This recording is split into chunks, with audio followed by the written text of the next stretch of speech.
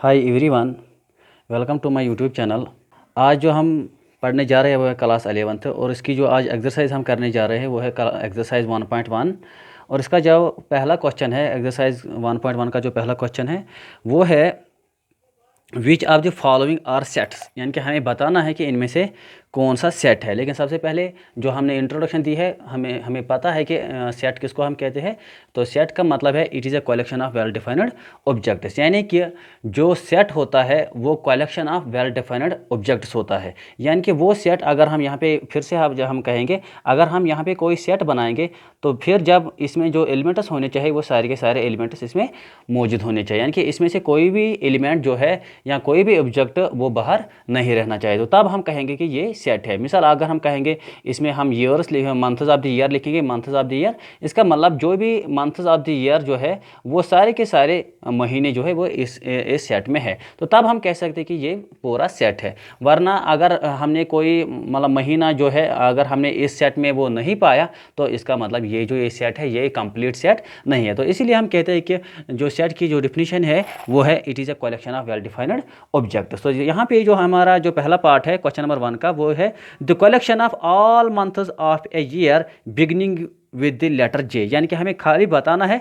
Justify करना है answer कि ये सेट है या नहीं है, यानी कि हमें इसमें लिखना है यस या नो आंसर। तो इसका जो पहला पार्ट है वो है the collection of all the months of a year beginning with the letter J, यानी कि अगर हम यहाँ पे मंथ्स बनाएंगे लेकिन ये कहता है कि ये जो सेट है इसमें सारे के सारे वो महीने हैं जो जे से स्टार्ट होते हैं, जिसका पहला लेटर जो है वो जे आना चाहिए। मिसाल अगर हम कहेंगे जनवरी, फरवरी, मार्च, अप्रैल, मई, जून, जुलाई, अगस्त, सितंबर, अक्टूबर, नवंबर और दिसंबर, तो इनमें से हमें देखना है कि कौन कौन सा जे वाला जो महीना है वो हम यहाँ पे लिखेंगे। तो सबसे पहले जो जे से स्टार्ट होता है वो है जनवरी, फिर है इसके बाद जनवरी, तो फिर है इसके बाद जनवरी के बाद जनवरी, फरवरी, मार्च, अप्रैल, मई और जून। तो यहाँ पे हम लिख सकते हैं जून, JUNE, जून। जून फिर इसके बाद आता है इसी के साथ जुलाई, अगस्त, सितंबर, अक्टूबर, नवंबर और दिसंबर। तो यहाँ पे आप देख सकते हैं कि जून से जो स्टार्ट होते हैं जो महीने हैं वो खाली 3 है। इसका मतलब अगर हम किसी को भी कहेंगे ना दुनिया में, मतलब आप मुझे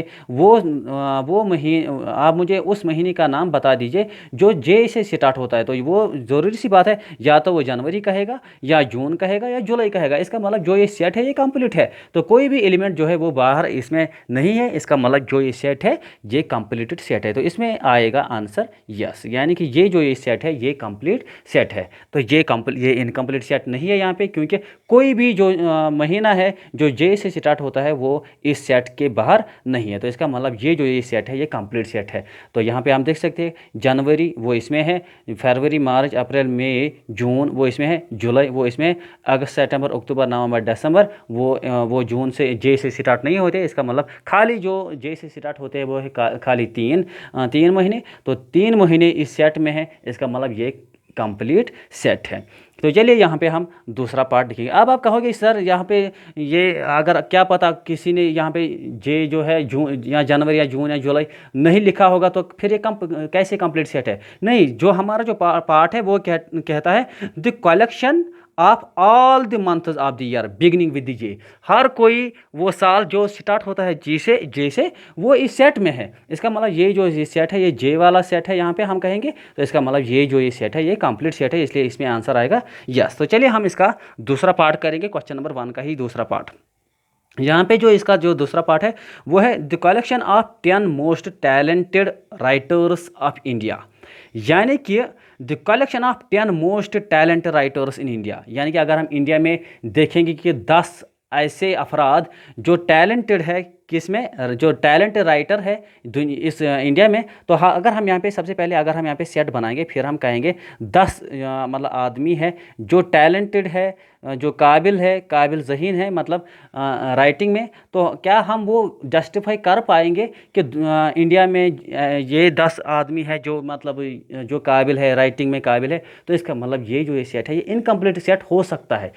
और ये हो सकता का मतलब यानी कि ये इनकम्प्लीट सेट है। क्यों? क्योंकि खाली 10 मतलब अगर हमने चेक किया है कि ये मतलब काबिल है, ये काबिल है, ये काबिल है, लेकिन क्या पता इनके बगैर कोई और भी काबिल हो सकता है जो इनसे अच्छा हो सकता है। इसका मतलब ये है इनकम्प्लीट है, क्योंकि हमने यहाँ पे खाली ये नहीं दिया हुआ है कि हर कोई काबिल शख्स इसमें है, नहीं, इसने कहा कि खाली 10 आदमी। इसका मतलब गेरवा भी हो सकता है काबिल। अगर हम किसी को कहेंगे ज़रा टैलेंट जो मतलब इंडिया में जो टैलेंट राइटर्स जो है उनके नाम बता दीजिए, तो क्या पता उसने इन 10 के अलावा कोई किसी और का नाम लिया हो। तो इसका मतलब जो वो और का नाम जो लिया है इसमें, वो इस सेट से बाहर है। इसका मतलब ये सेट है, ये इनकम्प्लीट सेट है, क्योंकि हम जस्टिफाई नहीं कर पाएंगे कि इसमें जो 10 टैलेंटेड है वो जो गेरवा होगा वो इनसे मतलब टैलेंटेड, इनसे ज़्यादा टैलेंटेड नहीं हो सकता है, बल्कि वो इनसे ज़्यादा टैलेंटेड हो सकता है, लेकिन इस सेट में नहीं है वो। इसका मतलब ये सेट है, ये इनकम्प्लीट सेट है। तो इसका मतलब ये जो आंसर, इसका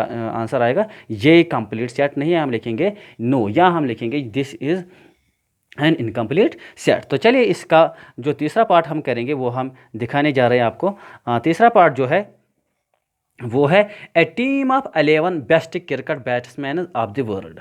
मतलब क्या है इसका, a team of 11 best cricket batsman of the world, यानी कि अगर हम दुनिया में 10 बैट्समैन ले आएंगे, कोने कोने से ले आएंगे 10 बैट्समैन, फिर उनका एक क्रिकेट टीम बनाएंगे 10 बैट्समैन। क्या ये ज़रूरी है कि खाली जो ये 10 बैट्समैन मैंने यहाँ पे जो इंडिकेट किए हैं, जो इसमें जो गेरवा होगा वो अच्छा बैट्समैन नहीं हो सकता है? इसका मतलब जो अच्छा वाला जो इससे भी, जो इनसे भी अच्छा है, इनसे भी जो अच्छा हो सकता है, वो इस सेट से बाहर रहता है। इसका मतलब इस वक्त भी जो ये सेट है ये भी इनकम्प्लीट सेट है। तो इसका मतलब इसका भी आंसर आएगा नो, यानी कि ये सेट नहीं है, ये कंप्लीट सेट नहीं है। क्यों? हमने क्या कहा कि set is a collection of well defined objects. यहाँ पे देख लीजिए वेल डिफाइंड है, यानी कि कोई भी महीना जो जैसे स्टार्ट होता है वो इस सेट में आता है। लेकिन इसमें हमने क्यों कहा कि ये सेट नहीं है? क्योंकि ये क्या था कि 10 most talented writers of India. ये तो ज़रूरी नहीं है कि 10 most talented writers of India जो है, जो गेरवा हो सकता है वो इस सेट में नहीं होगा फिर नहीं। इसका मतलब जो गेरवा आदमी होगा वो भी टैलेंटेड हो सकता है, लेकिन इस सेट में नहीं है। इसका मतलब ये इनकम्प्लीट सेट है। इसका जो तीसरा पार्ट है वो कहता है कि ए टीम ऑफ 11, सॉरी कहता है 11 मिसाल 11 best cricket batsman of the world, यानी कि दुनिया में जो भी 10 या 11 बैट्समैन हम लेंगे उनका हम नाम यहाँ पे लिखेंगे। इसका मतलब ये नहीं है कि बस खाली यही 11 बैट्समैन जो है यही काबिल है, यही खेलने में अच्छे हैं, नहीं, बल्कि जो 12वां बैट्समैन होगा या कोई और बैट्समैन होगा वो इनसे भी अच्छा खेल सकता है। इसका मतलब ये जो इस वक्त जो सेट है ये भी इनकम्प्लीटेड सेट है। तो इसके जो पार्ट्स है मुझे लगता है कि ये बहुत आसान है। हम जाएंगे सीधे क्वेश्चन नंबर 2 पे, और इसके जो पार्ट्स रह गए हैं, मतलब जो मैंने इसमें जो पार्ट्स जो स्किप किए हैं आप वो खुद देख सकते हैं। अगर आपको किसी पार्ट में डाउट लगता है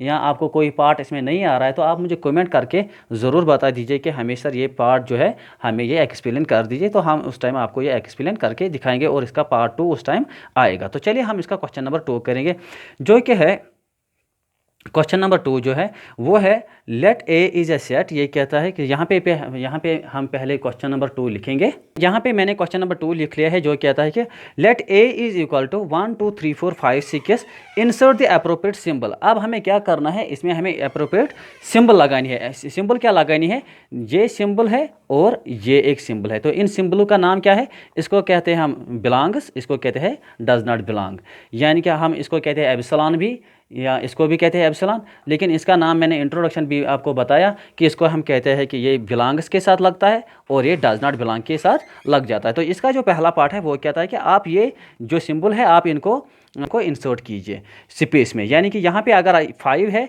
यहाँ पे फिर डैश है ए, यानी कि क्या ये 5 इसमें आता है? अगर हम यहाँ पे देखेंगे क्या ये 5 जो यहाँ पे लिखा इसने, क्या ये इस सेट में आता है? हम यहाँ पे लिखेंगे हाँ ये 5 जो है ये ए में आता है। तो ए में आप देख सकते हैं 1 2 3 4 5, तो यहाँ पे ये 5 मौजूद है, इसका मतलब ये बिलोंग करता है किस में, ए में। तो हम इसमें लिखेंगे बिलोंग, यानी कि ई जो मैंने कहा था बिलोंग्स टू ए। तो इसका जो दूसरा पार्ट है वो कहता है कि 8 इज डैश टू ए, यानी कि क्या 8 बिलोंग करता है ए में या 8 नहीं बिलोंग करता है ए में। तो यहाँ पे आप इस सेट में देख लीजिए क्या ए इस ए में क्या 8 इसमें आता है, तो इसमें 8 किसी जगह पे नहीं है, तो इसका मतलब इसमें आएगा डज नॉट बिलोंग। ई ऐसे करना है, फिर इसको क्रॉस करना है, तो ये हुआ डज नॉट बिलोंग। तो ऐसे ही इसमें तीसरा पार्ट आप देख सकते हो। तो चलिए हम यहाँ पे तीसरा पार्ट लिखेंगे, जो क्या है 0 डैश डैश बिलोंग्स टू ए या डज नॉट बिलोंग्स टू ए। तो यहाँ पे आप देखिए क्या इसमें 0 आता है, तो इस सेट में ए में जो है वो ए में 0 किसी जगह पे नहीं है, इसका मतलब इसके साथ जो सिंबल लग जाएगी वो है डज नॉट बिलोंग, यानी कि इस तरह ई और इसको क्रॉस करेंगे डज नॉट बिलोंग, यानी कि 0 इस ए में नहीं आता है, 8 इस सेट में नहीं आता है, 5 जो है ये इस सेट में आता है। तो चलिए इसका एक और हम पार्ट आपको दिखाएंगे, जो कि चौथा पार्ट है, 4 इज डैश डैश टू ए।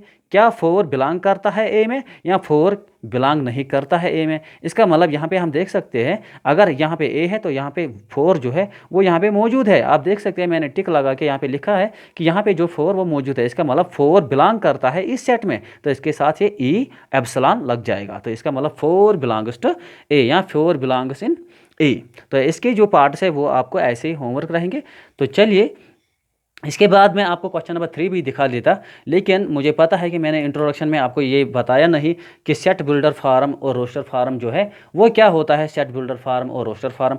तो मुझे लगता है कि आपको मैं आज क्वेश्चन नंबर 3 और जो क्वेश्चन नंबर 4 है वो आज हम पढ़ेंगे नहीं, क्योंकि सबसे पहले हमें उसमें इंट्रोडक्शन देनी ज़रूरी है कि रोस्टर फार्म हम किसको कहते हैं और सेट बिल्डर फार्म किसको कहते हैं। तो दीजिए तब तक इजाज़त। तो अगले चैप्टर में आपको ज़रूर हम पहले बताएंगे कि रोस्टर फार्म क्या होती है और जो सेट बिल्डर फार्म है वो क्या होती है। तो दीजिए तब तक इजाज़त। Thank you.